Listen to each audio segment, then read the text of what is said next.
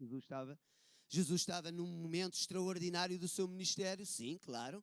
Jesus estava a operar milagres? Claro que sim. Ele fazia no poder do Espírito Santo. Jesus reunia multidões? Sim, claro, nós já iremos ver mais alguns textos. Nem sempre a fama de Jesus levou a que ele fosse popular em todas as ocasiões.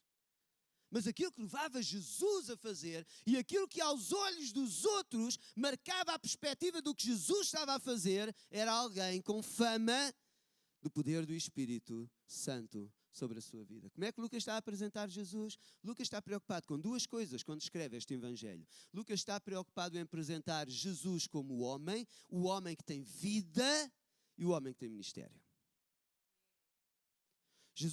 Lucas está preocupado pela ação do Espírito Santo a trazer uma visão de Jesus, não a visão divina, extraordinária de Jesus, porque João vai fazer isso, mas ele está preocupado em trazer uma visão de Jesus, homem, que tem fome, tem sede, que se cansa, que fala, que come à mesa, que se senta, que lida tal e qual como eu lido e tu lidas com toda a humanidade. Aperta lá o braço da pessoa que está ao teu lado, vê lá se é um anjo, se é uma pessoa, dá glória a Deus porque é uma pessoa, amém? Dá glória a Deus se for um anjo também, amém? Também não está mal, amém? Mas Jesus, meu irmão e minha irmã, toma nota, está nesta perspectiva a fazer alguma coisa. E sempre neste capítulo, diz a palavra de Deus, irmãos, referindo-se à pessoa de Jesus, que ele está cheio do Espírito Santo. Ele é tão homem, tão humano como eu e tu, que de repente ele é tentado pelo diabo. Neste mesmo capítulo, a palavra de Deus fala sobre isso. A palavra de Deus diz que o Espírito estava sobre ele. Versículo 1 desse capítulo. Podem-me acompanhar? Diz a palavra de Deus: Jesus, cheio do Espírito Santo, voltou do Jordão, foi guiado pelo mesmo Espírito no deserto durante 40 dias, sendo tentado por quem? Pelo diabo. E saiu de lá vencedor. Amém? Jesus, homem, cheio do Espírito Santo. Nós olhamos para um texto seguinte. A certa altura, Jesus entra numa sinagoga em Nazaré. Se leres o versículo 18, diz a palavra de Deus que ele pega e entrega-lhe o livro de Isaías, o rolo do livro de Isaías, e ele vai ler acerca dele mesmo. O que é que ele diz? O que é que ele lê, perdão? O Espírito do Senhor, verso 18, está sobre mim pelo que me ungiu para evangelizar os pobres, enviou-me para proclamar libertação aos cativos, restauração da vista aos cegos, para pôr em liberdade os oprimidos e apregoar o ano aceitável do Senhor. O que é que ele faz? Cheio do Espírito Santo, ele fala acerca dele. Toda a dimensão de vida de Jesus, nós encontramos desta forma. Ele era tão homem, cheio do Espírito Santo, que a palavra de Deus diz que ele tem logo a seguir um embate extraordinário com um endemoninhado de Cafarnaum. E aquele demónio que possuía um homem, diz a palavra de Deus que temos nós contigo, tu és o Santo de Deus. Teu diabo, sabe? Boa fama. Tudo o que nós encontramos em Jesus, não encontramos em Jesus uma perspectiva de eu sou o filho de Deus, deixem-me estar aqui, vou fazer o meu trabalho. Não, eu sou o filho de Deus, eu preciso orar, porque eu quero estar cheio do Espírito Santo. Toda a perspectiva de Jesus, o escolhido, o Messias, o enviado, o amor em pessoa, tem uma referência com a pessoa do Espírito Santo.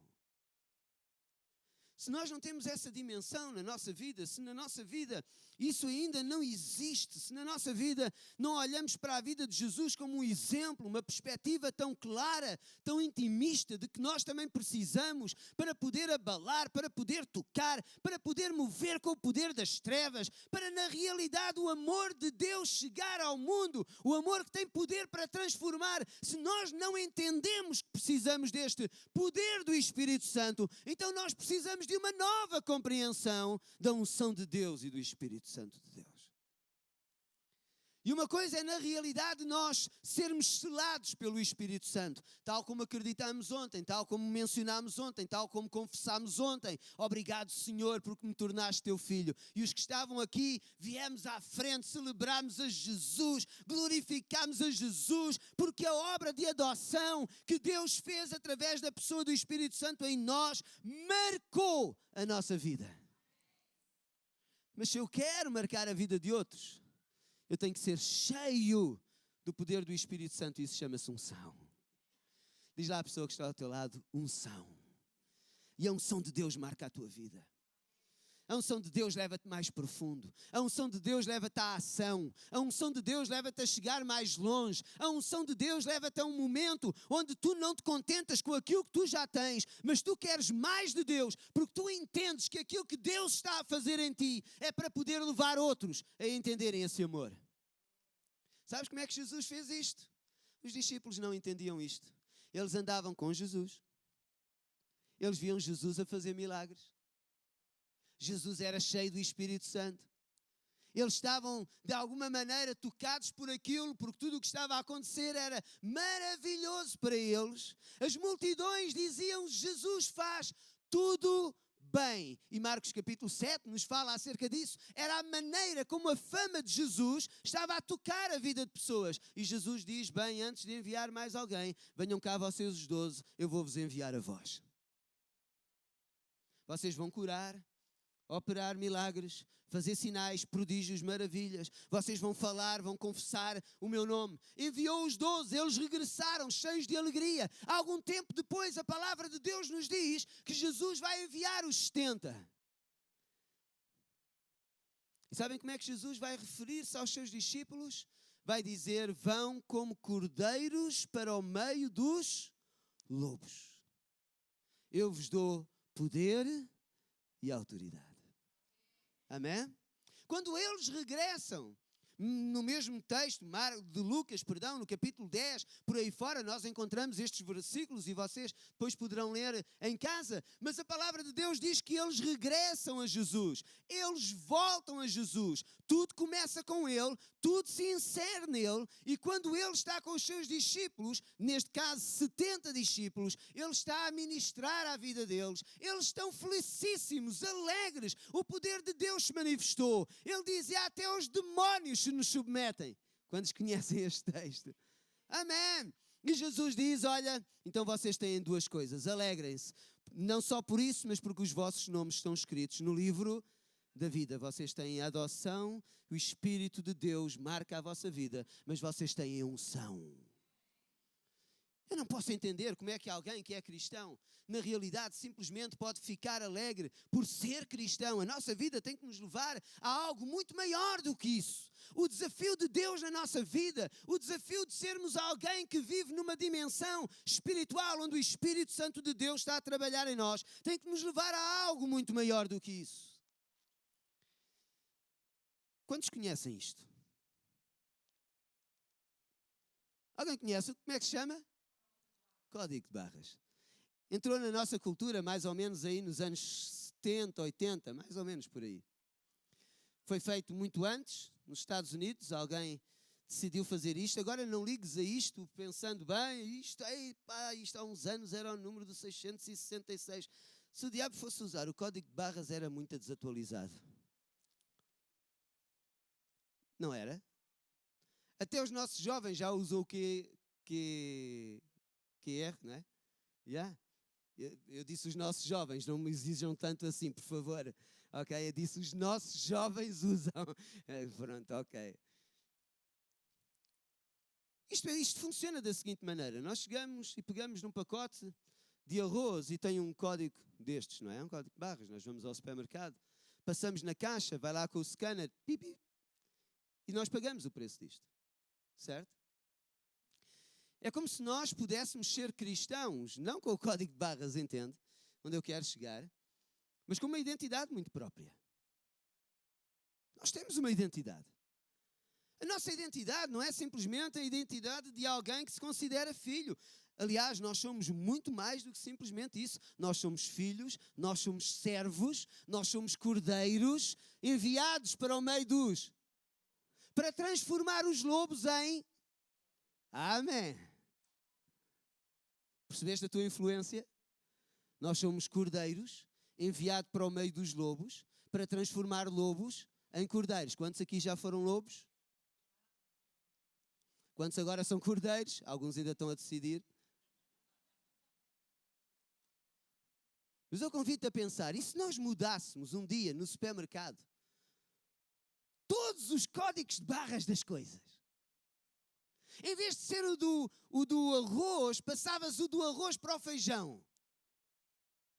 E de repente chegavas à caixa e quando a scanner passasse naquilo ia dizer, bem, isto não é arroz, é feijão. Acontecia assim?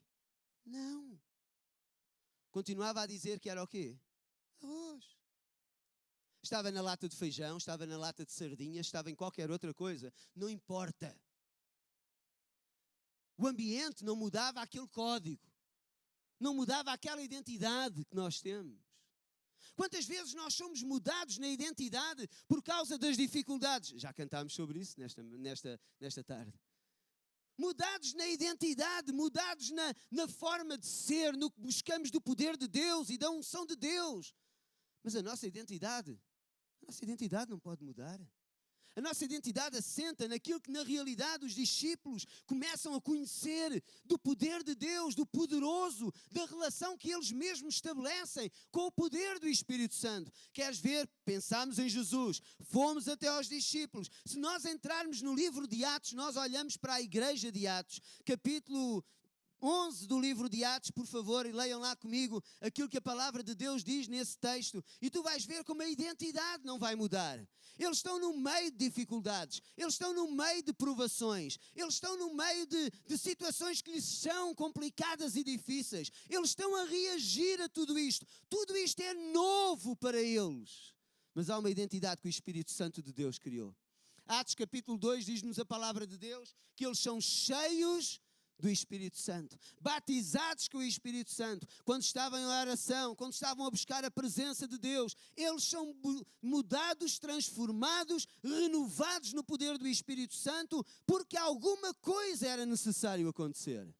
E Atos capítulo 11, versículo 26, diz, tendo encontrado, levou para Antioquia e por todo um ano, e está a falar de Barnabé e Saulo, por todo um ano se reuniram naquela igreja e ensinavam numerosa multidão. E diz a palavra de Deus assim, a última parte desse versículo. Em Antioquia foram os discípulos pela primeira vez chamados cristãos. E tudo aquilo que tinha a ver com a pessoa de Jesus está a marcar a vida desta igreja. Está a marcar a vida de uma igreja encorajadora, marcante, uma igreja cheia do Espírito Santo, com gente cheia do Espírito Santo, porque eles não olharam para si mesmos dizendo, bem, nós já temos a adoção de filhos, nós já temos a pessoa do Espírito Santo como selo na nossa vida. Eles estavam à procura de unção. E cada vez que procuravam mais unção, Deus ministrava mais unção. E coisas maiores iam acontecendo. E deixem-me dizer que aconteceram coisas no livro de Atos. Aconteceu algo de extraordinário com pessoas de carne e osso no livro de Atos. Que não aconteceu no tempo dos 12 que foram enviados. Que não aconteceu no tempo dos 70 que foram enviados. Porque na realidade Deus tem coisas novas em tempo novo. Por isso Deus está a contar contigo e não com os dos outros que já passaram. Deus está a contar com esta geração e não com outra que já passou. Deus está a contar com cada um de nós. Deus está a contar com a nossa vida, com a nossa entrega, com a nossa busca, com a nossa procura, com o nosso dizer a Deus, Deus, eis-me aqui, enche-me do teu Espírito. E quando a palavra de Deus nos diz que, neste caso em particular, a igreja estava a viver desta forma, deixe-me fazer uma pequena comparação com aquilo que alguns dias antes, algum tempo antes, a igreja estava a viver, no momento em que Jesus tinha ascendido. Eles tinham ficado sós e tudo aquilo que a palavra de Deus nos diz, também no livro de Lucas, acerca disso, é a perspectiva de uma igreja que necessita de uma visão absolutamente nova. Porque aquilo que dominava sobre a vida deles não era a ação do Espírito Santo, mas era o medo. O medo. E no livro de Lucas, poderás conferir depois, no capítulo 24, versículo 45, diz a palavra do Senhor que Deus lhes abriu o entendimento. E quando a palavra do Senhor refere que lhes abriu o entendimento, está a trazer esta ideia. Deus teve que mudar a maneira deles pensarem. Deus teve que transformar a maneira deles se verem. Eles fecharam as portas, cerraram tudo, ficaram ali fechados no seu casulo à espera que alguma coisinha acontecesse diferente. E de repente a palavra de Deus nos está a dizer que eles têm que sair daquele lugar, têm que ir para o cenáculo, têm que se reunir, orar, buscar, procurar no tempo certo. Diz a palavra de Deus que o Espírito Santo de Deus baixou sobre a vida deles. Eu tenho consciência que porventura muita gente que aqui está nesta tarde ainda não é batizada com o Espírito Santo. Se calhar até o dia de hoje, tu pensaste que isso não era importante. Se calhar até ao dia de hoje, tu terás pensado que isso era alguma coisa que tinha a ver com uma classe especial de gente na vida da igreja. Porventura tu foste enganado pelo diabo pensando que isso não era alguma coisa que te fizesse falta no teu cristianismo. Que tu podias ser cristão, não tendo essa unção, o poder de Deus, de maneira a que Ele te desafiasse, não para te fazer sentir bem contigo mesmo, ou para dizer que alcançaste mais alguma coisa na tua relação com o Senhor. Não, o Espírito Santo de Deus não veio sobre a nossa vida para nos encher nessa qualidade de mais uma medalha que colocamos ao peito. Não é para nada disso. É para nos desafiar a sermos úteis. É para nos levar-nos a sermos úteis. É para nos levar a perceber a dimensão de que nós temos mensagem, que a mensagem que nós temos, o Evangelho, é o poder de Deus para a transformação de todo aquele que crê.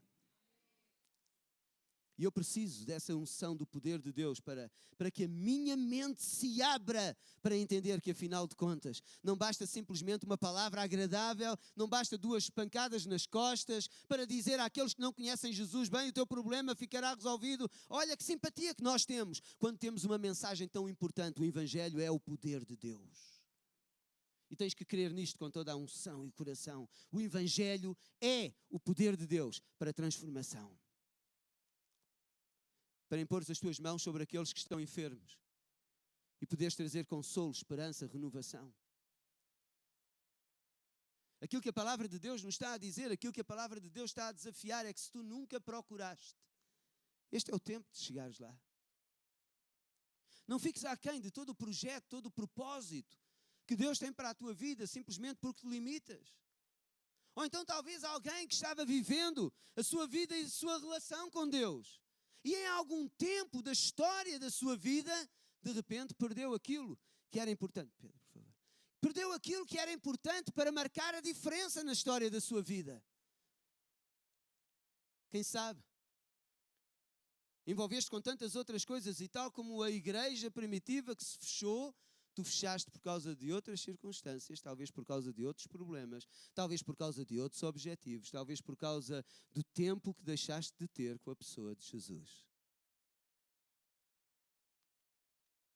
Sabes quem fica a perder? Bem, nós poderíamos dizer a igreja, nós poderíamos dizer o reino, mas a resposta mais honesta é que quem fica a perder somos nós. Vocês estão cá? Quem fica a perder somos nós. E ficamos a perder porquê? Porque quando Deus pensou igreja, uma das ilustrações que nós encontramos no Antigo Testamento, mas encontramos também no Novo Testamento, é a ideia de vasos. E a ideia de vasos é que os vasos servem quando são úteis. Um vaso vazio pode estar numa prateleira, mas é um decor. Verdade? É um decor. Está lá a trazer a beleza, se calhar alguma coisa, mas ele não serve para estar assim. Um vaso serve para estar cheio. Diz lá a pessoa que está ao teu lado, o vaso serve para estar cheio. Alguns estão a descobrir uma verdade filosófica extraordinária, não é? Então para que é que Deus quer vasos vazios que não estão a ser úteis, quando na realidade Ele está na disposição de dar, encher, amém? Encher para nos usar. Pastor, mas o que é que vai mudar? Provavelmente quando tu fores cheio e viveres cheio do Espírito Santo, a tua ousadia vai mudar. A maneira como tu vês a utilidade da tua vida vai mudar. A forma como tu vais fazer coisas, e provavelmente até para alguns que estão já a servir a Deus, até as coisas mais simples, sendo feitas pelo poder do Espírito Santo, com a unção do Espírito Santo, elas são transformadoras. E na tua pessoa? Olha, na tua pessoa vai acontecer aquilo que acontece, por exemplo, no livro de Atos, quando lemos acerca de Barnabé, filho da Consolação, que é convidado para ir, neste caso, até Antioquia, ver o que se passa lá na igreja. E ele chega lá, Deus está a abençoar tremendamente. E tudo aquilo que ele faz é simplesmente dizer, olha, vocês continuem, que encorajamento extraordinário, vocês estão a ser abençoados por Deus. Sigam, parece simples. Mas quando somos cheios do Espírito Santo, retiramos mais de nós e colocamos mais de Deus. E sabes que às vezes, na nossa tentativa de alguma coisa, nós podemos não retirar tanto de nós e colocar muito de nós, e na tentativa de sermos alguém que abençoa, que toca a vida de outros, não retirarmos tanto de nós, colocamos muito de nós, e lá voltamos nós às vezes a estragar aquilo que Deus quer fazer. A beleza de Barnabé, no livro de Atos, é porque simplesmente ele se deixou usar por Deus para dizer tudo aquilo que Deus queria dizer. Quando é que tentaste aconselhar alguém? A última vez que tentaste aconselhar alguém, se lembra disso? Crente, descrente, seja quem for. Porque a pessoa foi ter contigo, foi abrir o seu coração contigo. Se calhar um problema, uma dificuldade, e tu tentaste aconselhar. Queres continuar a fazer isso por ti, ou queres usar aquilo que Deus está na disposição de te dar para poder, Deus, eu quero ser usado por ti, ajuda-me para dizer tudo aquilo que eu quero, que tu queres que eu diga, e ser tudo aquilo que tu queres que eu seja. Encorajamento. Sermos encorajadores uns para os outros, até no momento da adversidade. O poder do Espírito Santo ajuda-nos a fortalecermos laços. Laços de amor, de relação, de intimidade uns com os outros. Leva-nos a perceber o coração do outro, mesmo quando na realidade ainda não percebemos e não temos tanta intimidade assim, mas Deus revela coisas ao nosso coração. Uma vida cheia do Espírito Santo está na disposição de receber dons do Espírito para abençoar e viver vida de igreja. Quantos entendem que a igreja precisa de unção, poder do Espírito Santo e que Deus traz dons à vida da igreja? Amém. Tu podes aprender muito sobre os dons. Mas deixa-me dizer-te uma coisa. Os dons vais receber de Deus e a unção para executar vais receber de Deus. Amém? Não há escola nenhuma para te ensinar isso. Eu quero ser alguém que no meu trabalho vai marcar a diferença. Não há escola nenhuma que te ensine isso. Unção de Deus. No falar, seja ele mais simples ou mais complicado, recebes na dependência da pessoa chamada Espírito Santo. Deixa-me dizer-te, e já vamos orar. Ele não é uma força. Ele não é a força que toma de conta de nós e de repente nos leva a fazer alguma coisa. Ele é uma pessoa. Ele é Deus. Tu queres intimidade com Deus? Pessoa do Espírito Santo.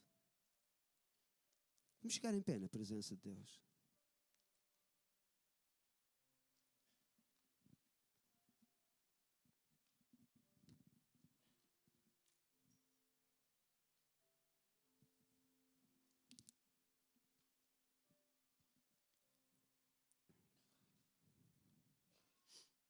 2 aos Coríntios, capítulo 3.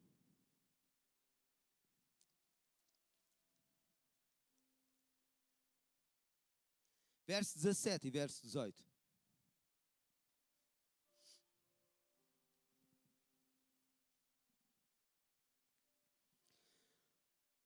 Ora, 2 aos Coríntios, capítulo 3, verso 17 e verso 18.